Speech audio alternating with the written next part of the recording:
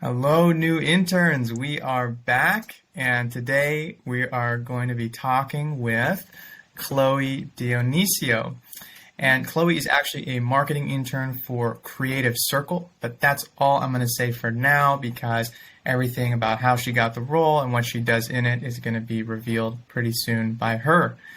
And first things first, I want to ask Chloe, how are you? I am doing pretty good, Sean. How about you? I'm doing fantastic, and I'm excited to know more about your position. So we'll get started, and I want to ask the first question, Chloe. Where are you from? Where'd you grow up? Basically, what's your background to where you hmm ended up today? Perfect. I am from Cache Valley, which is in the Bay Area, so East Bay Area.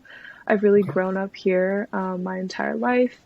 And then when I was in high school, I decided to go to University of San Francisco and, stayed in the Bay. I really love it here. So yeah. Sweet. And now you're hmm okay. Great. And that leads into our next question, which is you've already hmm mentioned it. You go to University of San Francisco, and Or I actually just graduated a couple of weeks ago. So yes, yes, past you're a tense recent now, but grad. yeah. Yeah. And that, well, that's the other question I was going to say. What's your grad date? So you're a recent grad from University of San Francisco, and could you tell us what your major is? Yeah, so I was a marketing major at University of San Francisco. So yeah. Mhm. Fantastic. And how did you enjoy that? Sort of like, how did you enjoy the academics of mm University of San Francisco and also the student life, the culture? How did you mm. enjoy the university? So I think it's a very different college style, I would say. So it's definitely not going to be huge. It's not going to be a huge party culture at University of San Francisco. But the social life that they have there is very true to living in a city and going to a college within a city.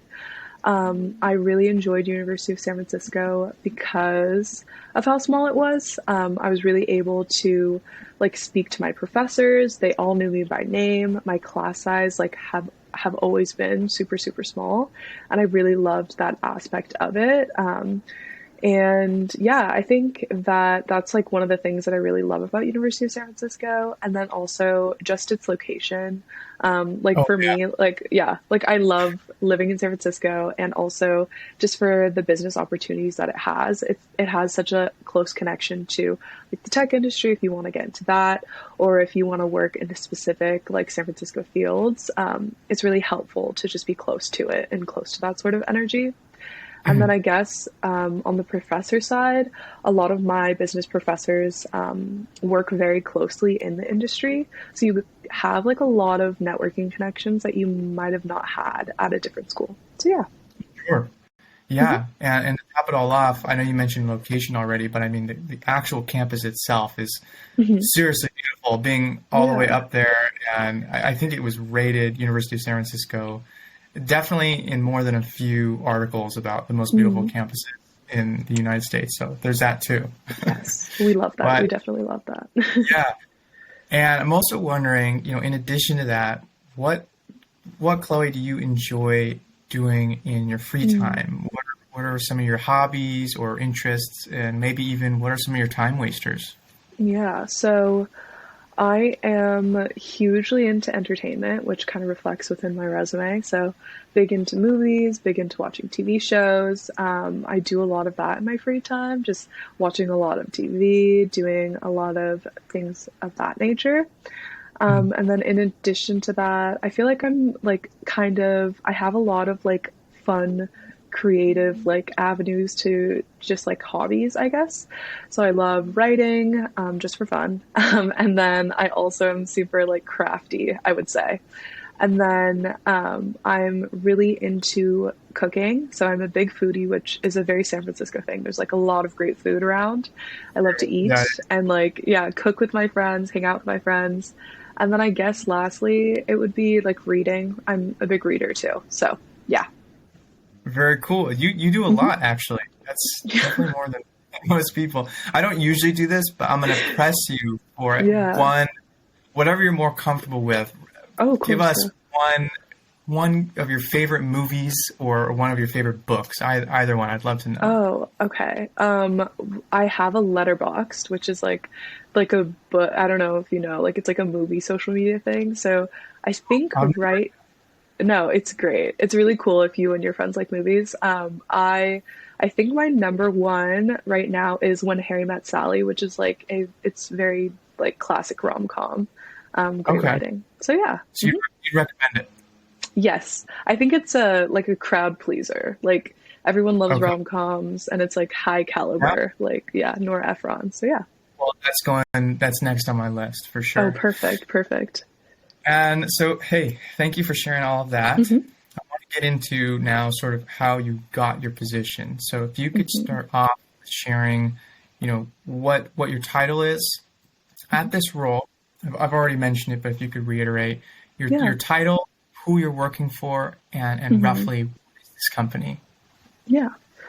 So I am a marketing intern at Creative Circle, and Creative Circle essentially is a like recruiting agency for freelancers, and so they help connect bigger companies to like a freelancing like gig economy workforce. And so a lot of what I do is like within the recruiting space, and helping market that to freelancers. Mhm. And then I guess on your other question of how did I get the job, it's kind of very like it's like a roundabout thing. So I am a fellow at the Emma Bowen Foundation, which is one of the reasons that I found it. Because the people that I work with at the Emma Bowen Foundation said, "Hey guys, Creative Circle is looking for an intern for fall. Like, is anyone interested?" And so that's how I got the position. Okay. And then I guess if you wanted to hear about Emma Bowen, I would love to talk them up. Oh But yeah, yeah, no, I have two follow-up yeah, um, questions here. I'm writing them mhm, down now. So Creative Circle, I just want to make sure I understand the yeah, concept of what the hmm, company, the service that they're providing. They're they're sort of like an HR platform mm, where they're connecting freelancers to companies of all sizes, large companies. hmm, And so it's not necessarily, is it more, see, to me, my mind would want to hmm, gravitate and say that's similar to a job site, right? I'd mm. imagine the freelancers are creating accounts. So is it similar to that, but with a unique twist, or am I kind of a little bit misunderstanding the concept? No, I think the bit like foundations of it are true. Yes, I think the reason that they like to set themselves apart is that with Creative Circle, it's more like catered to the companies. And so these are people who are like very like highly vetted and that we've worked with, these freelancers we have worked with for a long time. And so with the clients, they just feel like Creative Circle is more of a trusted source, to allowing them to get freelancers in a way that's easier. I think it's kind of difficult to like coordinate freelancing and like Mhm. find clients without having those previous connections. And so for the freelancers, it's great to rely on Creative Circle to speak with us and make sure that they have those connections. And then on the client side, it's good for them because they're like, well, Creative Circle has already worked with him. They know their skill set and can find me someone who's really catered to like what I need in the moment. So yeah. Right, and that makes a lot of sense now, actually, because so clearly there's a filtering process. For instance, Yeah. Hmm. I couldn't claim that I'm a high quality freelancer and just get Mm, admitted hmm. Creative Circle. So that makes a lot of sense. Yeah. And yeah, you mentioned that you were able to get the job through, there was an opportunity presented through the Emma Bowen Foundation. I'm going Hmm. to ask you for spelling on that later, but I'd love to hear Yeah, of more about course. the foundation and how your participation through it got you that opportunity. Yeah, so I think that this sort of just like ties into, I guess, like the luckiest random LinkedIn thing that I've ever like applied for, which I'm sure like everyone like feels that of like, oh, I'm applying for things. And so one day I essentially was like, oh, this looks really cool. Like, I'm gonna apply for this. And so it's a fellowship program that's catered for students of color and women of color in the media and entertainment industry. And so they're essentially a networking group that once you apply and you're accepted, they have a lot of like job resources and career resources that help you with your resume. It helps boost your like networking skills, but then they also help connect you to jobs within the media and entertainment industry. And so they're actually the reason I got my job at Mona Trend Group. And then I also like went back to Discovery for a second summer because of them. And then, yeah, so then I got my Creative Circle job just from like a random like mass email, just like asking if anyone like still needed an internship. So yeah. Wow. Okay. So the foundation, the fellowship, that was something that you actually did apply for through LinkedIn.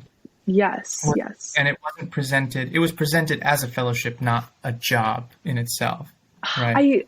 I think that it was through LinkedIn. I could be wrong, but because it was so long ago, I was like it was my freshman year, summer going into my sophomore year. So it was like a while ago, maybe, but I think it was on LinkedIn. But I just like saw like a posting for it and decided to apply. Yeah. And so for the email that they that they put out for everyone in that fellowship, I'm assuming, was there an application process for that, or were you the first person? Were there 400 people who applied? If you know that? Yeah, so it was more of like a casual like email ask, and so I sort of I messaged her and I was like, hey, like I'm interested, and I just sent my resume in, and I'm not exactly sure how many people were sent the email or how many people applied, but I do know that like with Emma Bowen, the application pool is smaller, which really helps like students like me. So yeah. Cool.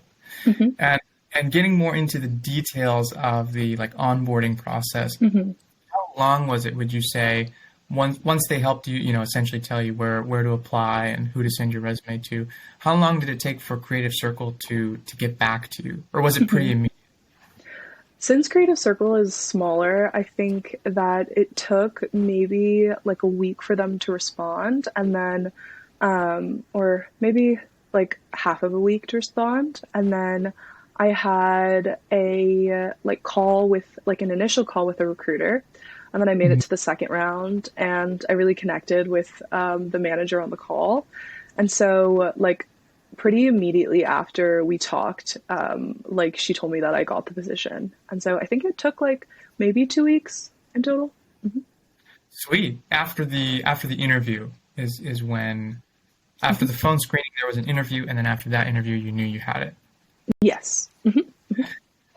And what would you say, obviously no one could say for certain, but I'm hoping you can speculate as to what got you the role. So was there any particular experience, based off what they were asking you, that you think really, really got you the role? Was it just everything all together? Was it your personality? I'm curious to know what you feel earned you this role.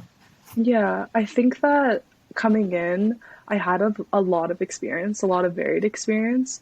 And I think that she was asking for more like digital marketing stuff. So stuff on the website, with blog production, working with writers, or writing myself. And from my previous internship, that's exactly what I was doing. I was writing, I was working on website design, working on social and things of that nature. But then I think the thing that really like catapulted it was Erin told me, she was like, oh, that was the manager who was interviewing me. She told me that she felt like really connected to me, and that like the conversation that we had was like really like strong. And so I think it's important to think about stuff like that when you're interviewing, because I've gotten denied from jobs before where I'm like, oh, like I thought that I said all the right things. I thought I did all the right things, but sometimes there's just not that banter that's created with someone like you really connect with, which sucks. Yeah, like it just sucks because it's not, like it's just not tangible. But I think that our backgrounds or our interests, the things that we were talking about, felt really connected in that moment.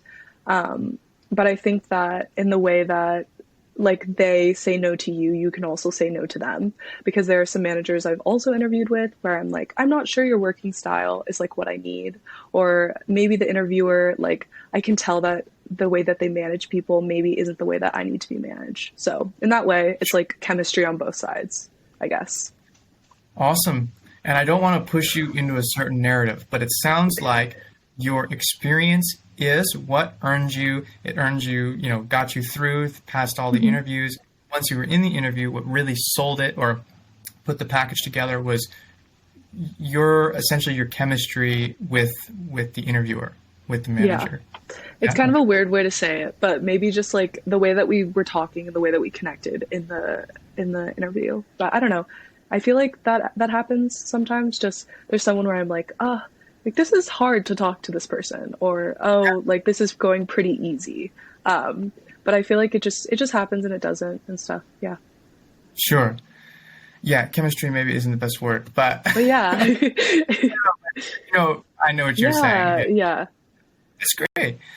Thanks for telling us how you were able to get that. I am curious to know about a little bit about your previous internship Of course. that you said was most relevant to getting this job. Could you briefly share with us what that company was and maybe a couple of the things you did? So I worked for Discovery 2 summers in a row. And so first I worked for the Motor Trend Group, which is a like car-based streaming platform, and they create, I think, sorry, they work on like a Kevin Hart show. There's like Motor Mythbusters, which is like Mythbusters but for cars. And Cool. then I was working as a marketing intern. And then my second summer, I worked as a multi-platform integrations and editorial intern, which is a very long word for I essentially worked a lot on the website, and then I worked on social, I worked on ad sales marketing. And for that specific one, I worked with their like nature-based content. So that's like I did a lot of stuff for Shark Week 2022, which is the most fun. Cool. And then a lot of like Naked and Afraid stuff, and other of their like smaller shows. And so I did a lot of like website content and design, and then I helped with a little bit of strategy, which was really, really fun. Wow. Yeah. That's a major network. That's super impressive that you got that as well. So moving into, what you do in your position now and what you have done, a few quick questions. Do you work with any other interns, and are you full-time or part-time? So I am the only intern on the marketing team, and I am part-time right now. And essentially, I just graduated, so I'm working part-time, just interning and trying to apply for full-time jobs. So yeah. And would you characterize your role as more of a support role or project-oriented role or 50-50? How would you say it between those two things? I think it's more of a project-oriented role. I think that my manager is amazing because the team is smaller and she's great. She really allows me to get my hands into everything, and so she always asks me for my opinion or like what I would like to do with a project, or if I have any like project ideas for myself. And so a lot of the work is very like self-starter oriented of like, hey, I think this would be cool content for the website or for our Instagram. And then I help her manage like all of our socials and our blogs as well. So yeah. So you're learning a lot, basically. Yeah, which I think that's like the biggest difference to me from working on like a very like corporate company versus like a very like a smaller team. Like I think at corporates they have like very structured ways that they keep their interns and like what projects they give. And sometimes, like you're only there for a summer, so you're not like allowed to like learn the things that might take time to do. Whereas like because I'm working at Creative Circle, it's really amazing because she's like, well, I really need this help. And so I would love you to like do whatever like I need help with, but both are really amazing. That's a really good insight, actually. Yeah. I've interviewed a lot of interns, and I haven't heard of that before, which seems obvious now that you say it. But Yeah. yeah, when a smaller company would probably, it makes sense that there would be more things to do, or there's freedom, so to speak. So, thank you for sharing. I'd love to know more about if you could give us an overview of what you do there at Creative Circle, kind of touching upon pretty much everything, even if there's little stuff. I love to hear even that. And then maybe after your overview, we can dive deeper into a couple things or to each one. Yeah. So I would say it's split up between working on the website side and then working on like creating resources for our candidates. And then the last piece would be like social content. So on the website side, I really help with blogs. And so with the writers, I help coordinate their edits on their blogs. I create proposals for new blogs, and then I help publish and just like finalize everything on that blog side. And then for like creating candidate resources, we had a really big end of year project in which I helped Aaron really create like the top level strategy of like what this is going to look like. And so it was a huge magazine with a bunch of like resources for like job seekers or people who are freelancers. And that was actually really exciting. And so currently we're working on like new candidate resources. And so I help with sort of like the editing and like the finalizing of things or giving feedback to our designers or writers. And then on the last piece, it would be like on the social side. So I work to just engage people like on LinkedIn a lot of the time. So I do a lot of polls. I do a lot of like reposting of blogs and creating content on that side. So yeah. Wow. That, Chloe, that's a lot. I love to hear it. You've got, I don't know how you managed to do all of that, but still be part-time. Okay. Yeah. So I was trying to keep up with my writing, but Oh, no worries. I'd love to dive into in the order that you've mentioned it to me, you know, with the website stuff. So at the moment, you aren't writing blogs, but you're helping essentially to make sure, when you say coordinating edits and proposals for blogs, do you mean in some cases that you're finding ideas for what to write about and proposing that to your writers? Yeah. So a lot of the times Aaron will be like, oh, this and this is trending. Like we should write something about it. Or people on the marketing team at large are like, hey, I think that we should write something about this. But then sometimes Erin is like, hey, we don't have enough blogs. Like, what do you think that we should write about?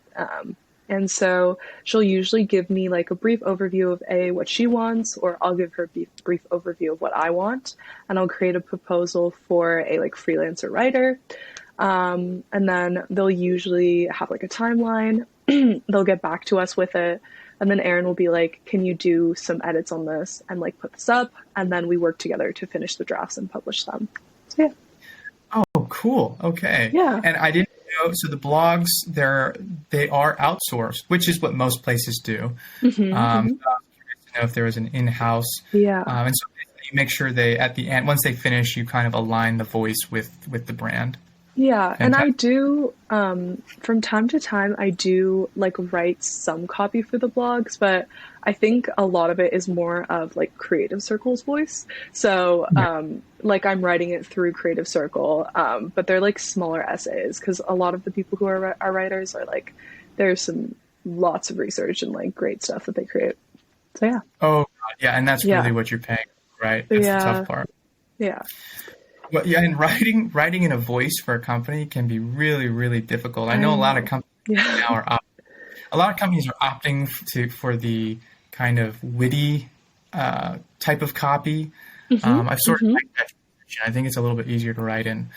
But anyways, now for creating, actually, I'm gonna do social first, and then I want to ask you about the magazine.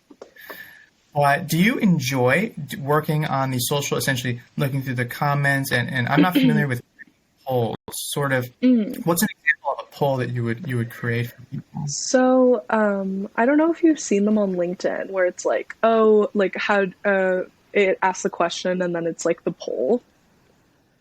I don't Oh know if, yeah, it's got yes, the two bars. It's got the percentage. yes.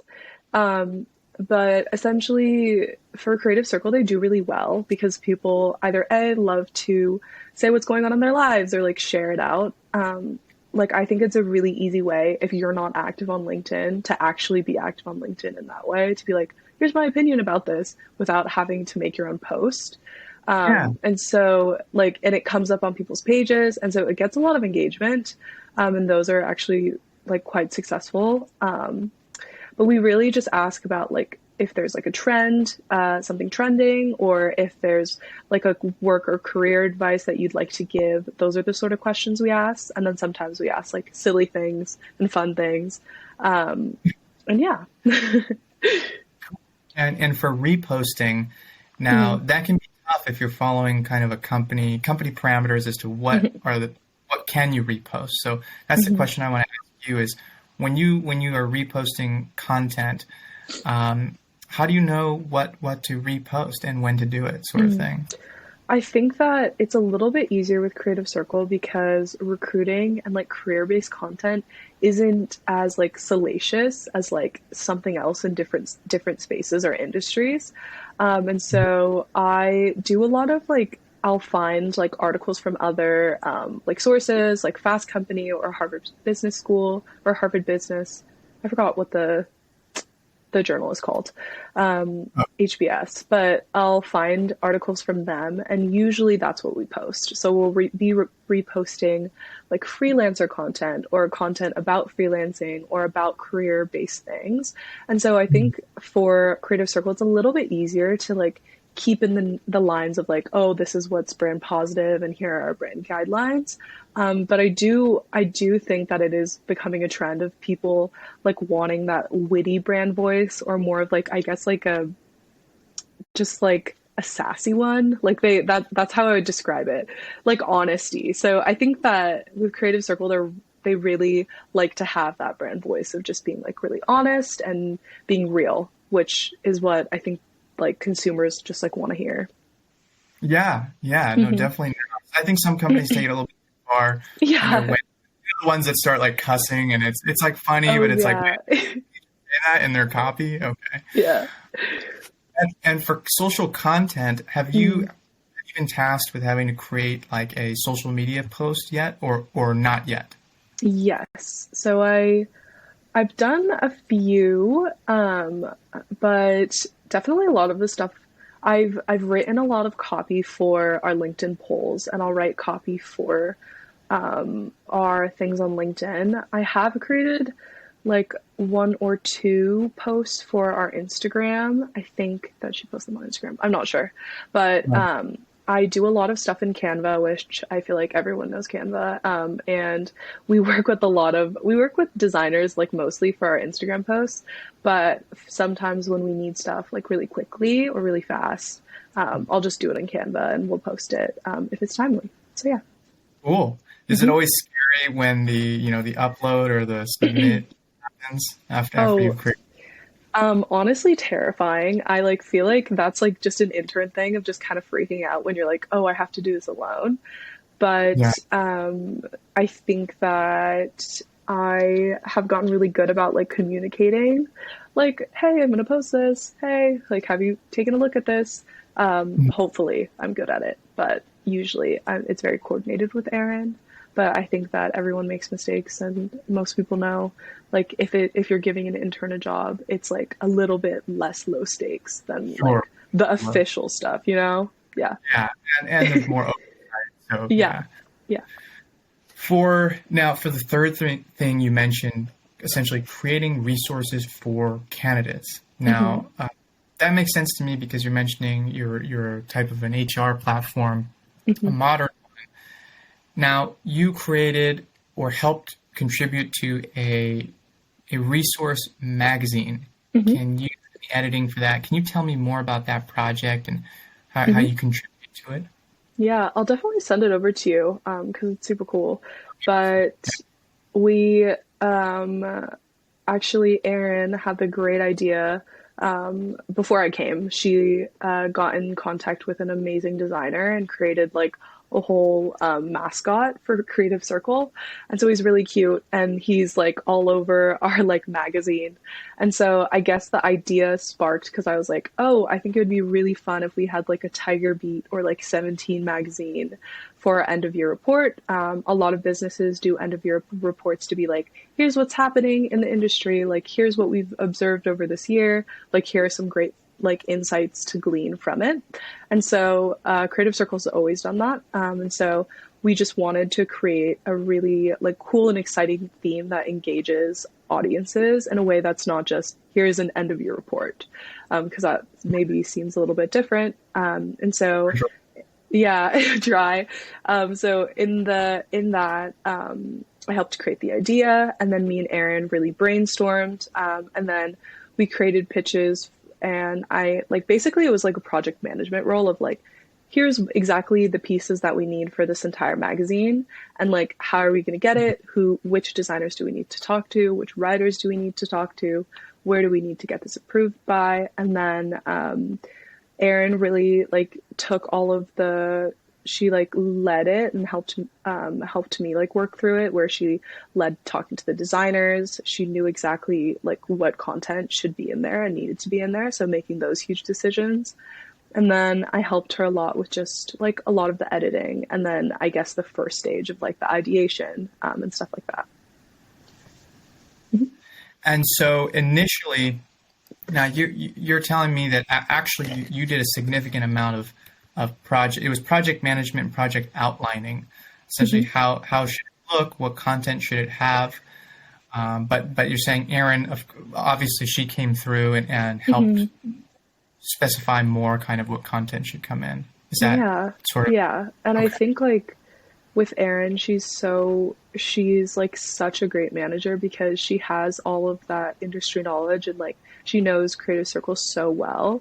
But that I think that the most amazing part is that because there's so much to do on the digital side, like it's so crazy that like there's so many things to do on the digital side. You have to do website, social, and stuff like that. She really like just needs help like having a second eye for things, and so it's great to be on her team. Awesome. Yeah. Dynamic too. I'd love to hear it. And you know that's sort of the end of the what you do in your position section. I think you described it really, really well, and I feel like I know your position now much better. Thanks. I do have some final thoughts types of questions for you, and I'd like to start off by asking you, what is, Chloe, the most valuable thing that you've learned so far from working with Creative Circle? Wow, I have to think about that one. There's like a lot of there's a lot of things. I think, I guess the most valuable thing that I think that I've learned is how to like understand feedback, which is kind of random, but I think that because we work with a lot of different writers and a lot of different designers and stuff like that, I like never understood how to give feedback to someone or like what feedback should be given and when. And my boss was able to just like give me like, here's what they want to hear, and like here are the stages that your feedback is most helpful. So like I guess, for example, if you're doing this whole big writing project, like telling someone at the end that you hate their thesis is not helpful. Like it's not helpful at the end. Or if you like like give them direction in that sense. So I think like as like a Gen Z person, I'm like always scared of feedback. Like I feel like that's just what it is. Like where I'm so sensitive. I feel like a lot of people maybe are sensitive.